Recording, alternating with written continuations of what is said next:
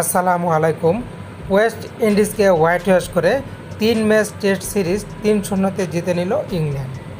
England versus West Indies তৃতীয় টেস্টে ভালোই খেলছিল ওয়েস্ট ইন্ডিজ, যেখানে ওয়েস্ট ইন্ডিজ তাদের প্রথম ইনিংসে 282 রান করে, ব্রাথওয়েট 61 করেন। জবাবে ইংল্যান্ড 376 রানে অল আউট হয়। স্মিথ 95 রান করেন। দ্বিতীয় ইনিংসে ভালোই খেলছিল ওয়েস্ট ইন্ডিজ ব্যাটাররা, কিন্তু তাদের বাদ সাধেন মার্ক উড, যিনি কিনা এক স্পেল বল করতে এসে 5 উইকেট তুলে নেন।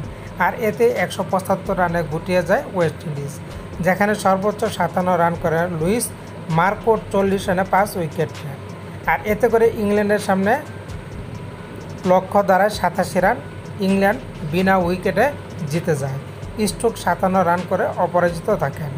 ইংল্যান্ড 10 উইকেটে জয়ী হয়, যেখানে তারা সিরিজটা জিতে নিল 3-0 ব্যবধানে। 2005-এর পর এই প্রথমবার ওয়েস্ট ইন্ডিজ 3 ম্যাচ টেস্ট সিরিজে হোয়াইট ওয়াশ হলো। ওয়েস্ট ইন্ডিজ এদিন ভালোই খেলছিল, কিন্তু তৈরে উঠল না মার্কউডের কারণে। ওয়েস্ট ইন্ডিজকে হোয়াইট ওয়াশ করে দিল ইংল্যান্ড।